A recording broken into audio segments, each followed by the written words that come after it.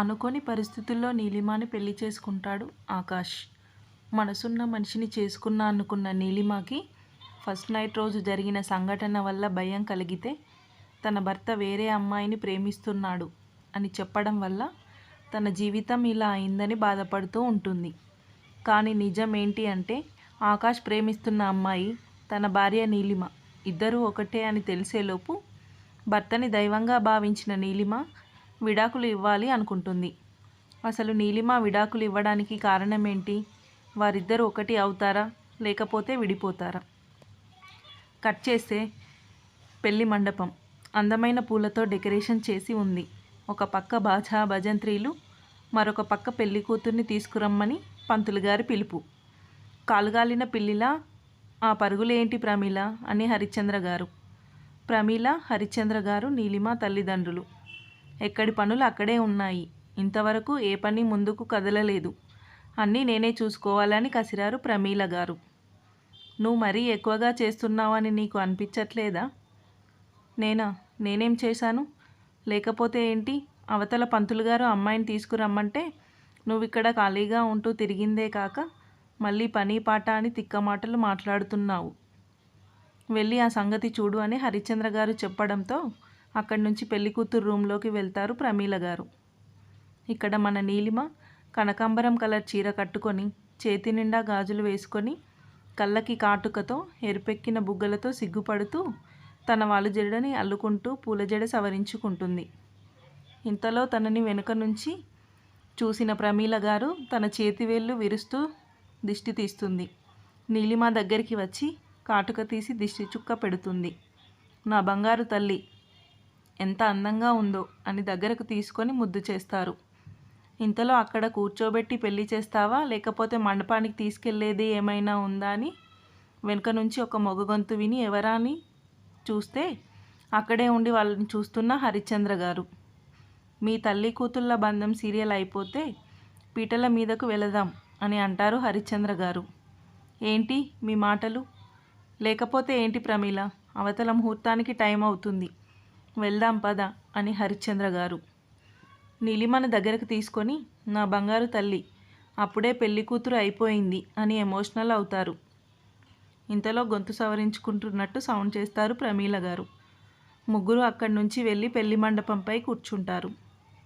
ఇంతలో పెళ్లి కొడుకుని తీసుకొని రండి అని పంతులు గారి పిలుపు. అదే సమయంలో ఒక పెద్ద వయసు గల ఒక పెద్దావిడ అయ్యో అయ్యో ఘోరం జరిగిపోయింది. ఏమైంది అని నీలిమ తల్లిదండ్రులు అడిగారు. ఏమైందని అంత నిదానంగా అంటావేంట్రా?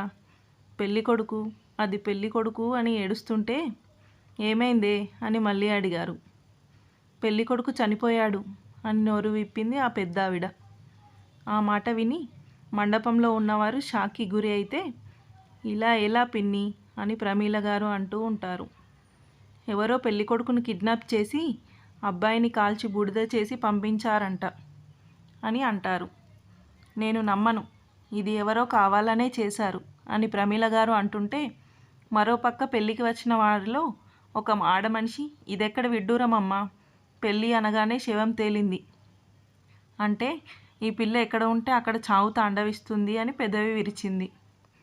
అలా వాళ్ళ మాటలు విన్న నీలిమ మరియు తల్లిదండ్రులు బాధపడుతుంటే ఇంతలో హరిశ్చంద్ర గారు అందుకొని అసలు మీరెవరు నా బిడ్డని అనడానికి అని వారితో వాదిస్తూ ఉంటే మిగిలిన వాళ్ళు నీలిమని తల ఒక మాట అంటూ ఉంటే సైలెంట్గా కన్నీళ్లు కారుస్తూ ఉంటుంది. ఆపండి, దాన్ని ఎవరైనా ఏమన్నా అన్నారు అంటే మిమ్మల్ని చంపి పారేస్తాను అని వెనుక నుంచి సాగర్ గొంతు. సాగర్ మండపం పైకి వెళ్ళి నీలిమని రెక్కపట్టి లేపి ఇది నా భార్య, దాని మీద నాకు తప్ప ఎవరికీ హక్కు లేదు అంటాడు. రే సాగర్, వదలరా దాన్ని అని హరిశ్చంద్ర గారు అంటే ఎందుకు మామయ్య అంత కోపం? ఏదో తెలిసి తెలియక ఒక తప్పు చేశాను, అంత మాత్రాన నన్ను పరాయి వాడిని చేసి మాట్లాడతావా? ఇప్పుడే దాని మెడలో తాళి కట్టి నా బంగారాన్ని నా దాన్ని చేసుకుంటా అని అంటాడు. హరిశ్చంద్ర గారు ఆపుతూ ఉంటే ఇంతలో నీలిమ సాగర్ చేతిని విసిరికొట్టి మర్యాదగా ఇక్కడి నుంచి వెళ్ళిపో, నీతో నాకు జీవితం పంచుకోవడం అనే మాట కూడా రానివ్వను, నిన్ను పెళ్లి చేసుకోవడం కంటే చావడం మేలు అంటూ ఉంటే ఏయ్ అలాంటి పిచ్చి మాటలు మాట్లాడకు, నేను తట్టుకోలేను, నా మాట విను అని. మామయ్య, ఎలాగో పెళ్ళికొడుకు చచ్చిపోయాడు కాబట్టి ఈ పెళ్ళి ఆగిపోయింది. కాబట్టి ఈ విషయం అందరికీ తెలుసు. నీ కూతుర్ని చేసుకోవడానికి ఎవరూ రారు. కాబట్టి నా మాట విని ఈ పెళ్ళికి ఒప్పుకో అని అంటాడు. కుదరదు అని నీలిమ వాదిస్తే, నువ్వు ఇలా వినవు అని తన చేతిలో తాళిని నీలిమ మెడలో కట్టడానికి ప్రయత్నిస్తూ ఉంటాడు. నీలిమ అడ్డుకోవడానికి చూస్తే తనని ఒక్కటి పీకి తాళి మెడలో కట్టడానికి చూస్తాడు. సాగర్ దెబ్బకి భయపడి దెబ్బ గట్టిగా తగిలేసరికి నీలిమ తల గోడకి బలంగా తగిలి కళ్ళు తిరిగి పడిపోతుంది. దెబ్బ వల్ల తలకి రక్తం వస్తూ ఉంటుంది. కట్ చేస్తే సన్నని సూర్యకిరణాలు కళ్ళకి అడ్డుపడుతుంటే మెల్లిగా కళ్ళు తెరవడానికి చూస్తుంది నీలిమ. కళ్ళు తెరిచిన నీలిమకి తల నొప్పిగా అనిపిస్తూ ఉంటూ లేవడానికి ప్రయత్నిస్తూ ఉంటుంది. ఒళ్ళంతా నొప్పులుగా ఉండడం గమనించి తల పక్కకి తిరిగి చూసేసరికి గది అంతా పూలతో సుగంధ పరిమళాలు వెదజల్లుతుంటే, ఇది ఏంటి ఇలా ఉంది అని లేవడానికి చూసి లేవలేక సడన్గా తల పక్కకి తిప్పేసరికి మెడలో పసుపు తాడుని చూసి తనకు పెళ్ళి అయింది అని కంగారు పడుతుంది. మరొక పక్క మెడ మీద పంటిగాట్లు ఉండడం చూసి ఏం జరిగిందో ఆలోచిస్తూ జరిగింది గుర్తు చేసుకొని, అంటే సాగర్తో నా పెళ్ళి అయిపోయిందా? అంటే రాత్రి వాడు నాతో నో, ఇలా జరగడానికి ఇలా ఎలా జరుగుతుంది? వాడితో నా పెళ్ళి, నా ప్రమేయం లేకుండా వాడు నన్ను అని కన్నీళ్లతో ఏడుస్తూ, దేవుడా ఎందుకు ఇలా చేశావు? ఆ నీచుడితో నా పెళ్ళినా అని ఏడుస్తూ అలాగే కళ్ళు తిరిగి పడిపోతుంది. అప్పుడే గదిలోకి వచ్చిన ఆకాష్ నీలిమని చూసి కంగారుగా నీలిమని లేపడానికి ట్రై చేస్తాడు. కానీ లెగవదు. ఇంకా ఏం చేయాలో తెలియక కిందికి వెళ్ళిపోతాడు. వీళ్ళిద్దరినీ చాటు నుంచి గమనిస్తున్న సాగర్ ఆకాష్ వెళ్ళిపోవడం చూసి గదిలోకి వస్తాడు. మెల్లగా నీలిమ చెవిలో బంగారం అని పిలుస్తాడు. ఆ గొంతు ఎవరిదో గుర్తుపట్టినట్లుగా ఉలిక్కిపడి లేస్తుంది. కళ్ళ ముందు ఉన్న మనిషిని చూసి లేవడానికి ప్రయత్నిస్తుంది. ఇంతలో తన దగ్గరికి వచ్చి నిలబడతాడు సాగర్. భయంతో కంగారుతో అతన్ని చూస్తూ ఉంటుంది నీలిమ. తన ముందుకు వచ్చి నిలబడి, ఏంటే ఆ చూపు? మార్చు, నువ్వు నన్ను అలా చూడకు, నీ మీద నా ప్రేమ ఎప్పటికీ నీకు అర్థమవుతుంది అని మాట్లాడుతూ తన చేయిని ముందుకు చాపుతాడు. కంగారుగా వెనక్కి వెళుతుంది నీలిమ. తన మెడలో ఉన్న తాళిని చేతిలో పట్టుకొని మార్చి మార్చి చూస్తూ ఉంటాడు. నీలిమ కంటనీరు తన చేతి మీద పడతాయి. ఇంకా ఎందుకు ఏడుస్తున్నావు? ఎందుకు నన్ను చూసి భయపడుతున్నావు అని ముందుకు వెళ్ళబోతే చాచిపెట్టి సాగర్ చెంపకి ఒక్కటి ఇస్తుంది. ఎందుకు నా జీవితంతో ఆడుకుంటున్నావు? నేనేం ఆడుకోవట్లేదు. నిన్ను ఆదుకోవాలని అని, నా ప్రేమతో నిన్ను సొంతం చేసుకోవాలని అనుకున్నా. కానీ ఇంకా ఏమి మిగిలింది? తాళి కట్టి నన్ను బలవంతంగా నన్ను నీ సొంతం చేసుకున్నావుగా, ఇంకా ఏమి మిగిలింది? చూడు, జరిగిందేదో జరిగిపోయింది. నన్ను పెళ్లి చేసుకున్నంత మాత్రాన నేను నీ పెళ్ళాన్ని అయిపోను. నన్ను ముట్టుకోవాలి అని చూస్తే నన్ను నేను తగలబెట్టుకుంటా, జాగ్రత్త అని చెప్పి అక్కడి నుంచి వెళ్ళిపోతుంది. నీలిమ మాటలకి షాక్లో ఉంటాడు సాగర్. ఏంటి, నేను తాళి కట్టానా? అంటే నేను దీన్ని పెళ్లి చేసుకున్నాను అని ఇది నమ్ముతుందా? దానికి నిజం తెలియదా? ఎవరూ చెప్పలేదా? ఉన్న ఒక్క అవకాశం చేజారింది అనుకున్నా. కానీ దేవుడు నాలాంటి వాడికి కూడా అవకాశం ఇచ్చాడు. దీన్ని వాడుకోవాలి. దీనికి ఎప్పటికీ నిజం తెలియకుండా నన్ను నేను కాపాడుకోవాలి.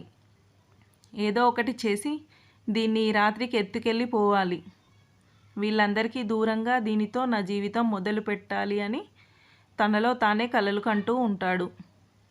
ఇంతలో ఏదో చప్పుడు అయినట్టు వినిపించడంతో అక్కడి నుంచి వెళ్ళిపోతాడు. లోపలికి వచ్చిన ఆకాష్ రూమ్ అంతా చూస్తాడు. అక్కడ నీలిమ లేకపోవడంతో కంగారుగా రూమ్ మొత్తం వెతుకుతాడు. వాష్రూమ్లో సౌండ్ రావడంతో లోపల ఉందని అర్థమై అక్కడికి వెళ్తాడు. తలుపు కొడదామని చేయెత్తి మళ్ళీ ఎందుకులే అని బయటకు వెళ్ళిపోతాడు. వాష్రూమ్లో ఉన్న నీలిమ షవర్ కింద కూర్చొని ఏడుస్తుంది. తన జీవితం ఎలా ఊహించుకుందో ఇలా అవుతుందని అస్సలు ఊహించలేదు. అలా ఏడుస్తూ అక్కడే ఉండిపోతుంది. కొంతసేపటికి బయటకి వచ్చిన నీలిమకి వాళ్ళ తల్లిదండ్రులు బయలుదేరడానికి సిద్ధంగా ఉన్నట్టు కనిపించడంతో అక్కడికి వెళ్తుంది. తనని చూసిన ప్రమీల గారు కూతుర్ని గుండెలకు హత్తుకొని ఏడుస్తూ ఉంటారు. చూడు తల్లి, ఇప్పటి వరకు నువ్వు మా కూతురివి, ఇక నుంచి ఈ ఇంటి కోడలివి, ఏమీ ఆలోచించకు, ఎలా జరగాలో అలాగే జరుగుతుంది. అమ్మా నీలిమ, నీ బాధ నాకు అర్థం అవుతుంది. నీకు ఇష్టం లేకుండా ఈ పెళ్ళి జరిగి ఉండవచ్చు, కానీ తప్పదు. జీవితంలో మనకి ఏది కావాలో ఏది ఇవ్వాలో అనేది దైవ నిర్ణయం. దీన్ని మనం అంగీకరించాలి. ఈ పెళ్ళిని కూడా నువ్వు అంగీకరించాలి. నాకు తెలుసు నువ్వు ఎంత బాధపడుతున్నావో, కానీ జరిగింది మార్చలేము. ఇకపోతే నువ్వు నీ భర్తకి మంచి భార్యగా నడుచుకోవాలి. కష్టమే కానీ తప్పక తనని అంగీకరించాలి. పరిస్థితులు మనకు చెప్పిరావు తల్లి, వాటి కారణం ఇప్పుడు తెలియకపోయినా ముందు ముందు తెలుస్తుంది. నేను చెప్పింది అర్థమైంది కదా. చూడు, అబ్బాయికి నీ గురించి తెలుసు కాబట్టి ఇబ్బంది పడకు, భార్యగా కోడలిగా మసులుకో అంటూ మరొక విషయం అంటూ చెప్పబోతూ ఆగిపోతారు ప్రమీల గారు. తల్లి మౌనం అర్థం కాక ఏంటి అన్నట్టు చూస్తుంది నీలిమ. తల్లి పరిస్థితి అర్థం చేసుకొని, అమ్మ ఏదో చెప్పాలి అనుకున్నావుగా, చెప్పు మరి అది అని నసుగుతుంటే తల్లి చేతిలో చేయి వేసి చెప్పు అన్నట్టు చూస్తుంది. మరో 2 రోజుల్లో శాంతి ముహూర్తం ఉంది. నువ్వు సిద్ధంగా ఉండాలి అని చెప్పిన తల్లి మాటలకి భూమి కంపించినట్టుగా ఏడుస్తూ అక్కడి నుంచి లోపలికి వెళ్ళిపోతుంది. అంతలో అప్పుడే కిందకి దిగుతూ కనిపిస్తాడు మన హీరో. అల్లుడు గారు, మేము ఇంకా వెళ్ళి వస్తాము, మా అమ్మాయి జాగ్రత్త అని చెప్పి వెళ్ళిపోతారు. గదిలోకి వచ్చిన నీలిమ బెడ్ మీద బోర్లా పడుకొని ఏడుస్తూ ఉంటుంది. అలా ఏడుస్తూ ఏడుస్తూ నిద్రలోకి జారుకుంటుంది. ఇదంతా అక్కడే ఉండి గమనిస్తూ ఉన్న సాగర్ లోపలికి వస్తాడు. తన మీద చేయి వేయబోతూ ఆగిపోతూ వెనక్కి తిరిగి చూస్తాడు. అప్పుడే లోపలికి వస్తూ కనిపిస్తాడు ఆకాష్. చేసేదేమీ లేక మంచం కింద దూరిపోతాడు. ఆకాష్ వచ్చి నీలిమ కోసం చూడగా బోర్లా పడుకొని ఉండటం వల్ల చీర చెదిరి ఉండడం, విశాలమైన వీపు భాగం, తీగలాంటి నడుము కనిపిస్తాయి. ఒక్క క్షణం ఆకాష్ చూపు వాటి మీద పడుతుంది. చేతిని మెల్లగా నడుము మీదకి వేస్తాడు. అంతే, ఉలిక్కిపడి లేచి ఆకాష్ని నెట్టివేస్తుంది. తీరా తన వైపు చూసేసరికి కళ్ళు మూసుకొని ఏడుస్తూ కనిపిస్తుంది. నన్ను నీ సొంతం చేసుకోవాలని చూస్తే చచ్చిపోతానని చెప్పా కదా, ఎందుకు నా దగ్గరికి వస్తున్నావు? నా అనుమతి లేకుండా పెళ్లి చేసుకున్నావు, నా జీవితం నాశనం చేశావు, వెళ్ళిపో సాగర్, వెళ్ళిపో అని గట్టిగా అరుస్తుంది. నీలాంటి వాడితో నా పెళ్లి జరగడం నాకు ఏమాత్రం ఇష్టం లేదు అని గట్టిగా ఏడుస్తుంది. నీలిమ చేయి పట్టుకొని మీదకి లాక్కుంటాడు ఆకాష్. తన నుంచి విడిపించుకోవడానికి ట్రై చేస్తుంది నీలిమ, కానీ అంతకంతకీ కౌగిలి బిగిస్తాడు ఆకాష్. ఆకాష్ ఏదో మాట్లాడేలోపు తన శరీరం వణకడం మొదలవుతుంది. తలదించి నీలిమను చూస్తాడు ఆకాష్. కన్నుల వెంట జారి చెంపకి తాకుతున్న నీరు, ఏడ్చి కందిపోయిన బుగ్గులు, అదిరిపోయిన పెదవులు ఆకాష్ని కంట్రోల్ తప్పేలా చేస్తాయి. అలాగే చూస్తూ తన్మయత్వంతో నీలిమ పెదవులు అందుకుంటాడు. ఊహించని పరిణామానికి షాక్ అయిన నీలిమ కళ్ళు తెరిచి చూస్తుంది. కానీ కంటి నిండా నీళ్లు ఉండటం వల్ల ఎదురుగా ఉన్న ఆకాష్ మసకగా కనిపిస్తాడు. తను సాగర్ అని భ్రమపడిన నీలిమ ఎక్కిళ్ళు పెట్టి ఏడుస్తుంది. ఆ సౌండ్కి స్పృహలోకి వచ్చిన ఆకాష్ నీలిమను వదిలి ఒక్కసారిగా బయటికి వెళ్ళిపోతాడు. తను అలాగే బెడ్ మీద పడుకొని ఏడుస్తూ ఉంటుంది. అలా సమయం గడిచిపోతుంది. చీకటి పడుతుంది. ఇంతలో డోర్ సౌండ్ రావడంతో కళ్ళు తెరిచి చూస్తుంది. ఎదురుగా ఉన్న వ్యక్తిని చూసి షాక్ అవుతుంది. నీలిమ భుజంపై చేయి పడడంతో ఉలిక్కిపడి పక్కకు చూస్తుంది. ఎదురుగున్న ఆకాష్ని చూసి షాక్ అవుతుంది. ఇంతలో ఆకాష్ నీలిమ చేయి పట్టుకోవడంతో స్పృహలోకి వచ్చి ఆకాష్ నుంచి దూరం జరుగుతుంది.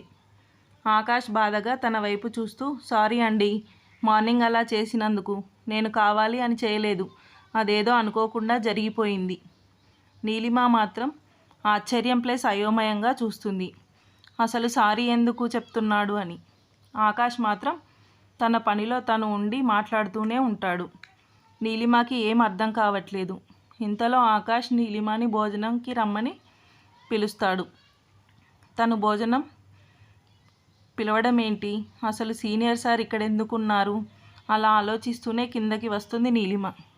అక్కడ కింద అందరూ ఉండడం చూసి కొంచెం భయం, మరికొంత ఆశ్చర్యంగా ఉంటుంది నీలిమకి. ఇంతలో తను అసలు ఎక్కడ ఉందా అని ఆలోచించేలోపు నీలు అంటూ అప్పుడే అక్కడికి వస్తారు పావని గారు. రామ్మ, భోజనం చేద్దామంటారు. నీలిమ ఆవిడని తదేకంగా చూస్తూ ముందుకు నడుస్తుంది. అలా అందరూ భోజనాలు పూర్తి చేసుకొని ఎవరి గదిలోకి వాళ్ళు వెళ్ళిపోతారు. నీలిమ మాత్రం మార్నింగ్ ఇన్సిడెంట్ గురించి ఆలోచిస్తుంది. అసలు ఎవరు వీళ్ళంతా? నేనెప్పుడూ చూడలేదు. సాగర్కి వీళ్ళు ఏమవుతారు? నాకు తెలిసి సాగర్కి మామయ్య తప్ప ఎవరూ లేరు. మరి వీళ్ళెవరు? సీనియర్ సార్ ఇక్కడ ఏం చేస్తున్నారు? ఇంతలో రూమ్లోకి ఎవరో వచ్చిన శబ్దంతో వెనక్కి తిరిగి చూస్తుంది. అప్పుడే ఆకాష్ లోపలికి వస్తాడు. నీలిమని రమ్మన్నట్టు సైగ చేస్తాడు. అలా సోఫాలో ఆకాష్ కూర్చుంటాడు. తనని కూర్చోమని సైగ చేస్తాడు. దానికి ఒప్పుకొని నీలిమ అలాగే నిలబడుతుంది. నీలిమ పరిస్థితి అర్థం కాని ఆకాష్ తనని అలాగే చూస్తాడు. అసలు మీరు ఇక్కడ ఏం చేస్తున్నారు అని అడుగుతుంది నీలిమ. అదేంటి ఇలా అడుగుతున్నావు? నీకు తెలియదా? అయినా నేను ఇక్కడ కాకుండా ఎక్కడ ఉంటాను? చూడు మిస్ నీలిమ ఆకాష్ కళ్ళు పెద్దవి చేసి చూస్తుంది. అసలు తను ఏమి విందా అని. కథలోని నెక్స్ట్ భాగం కోసం ఛానల్ని తప్పకుండా సబ్స్క్రైబ్ చేసుకొని లైక్ చేయండి. Thank you.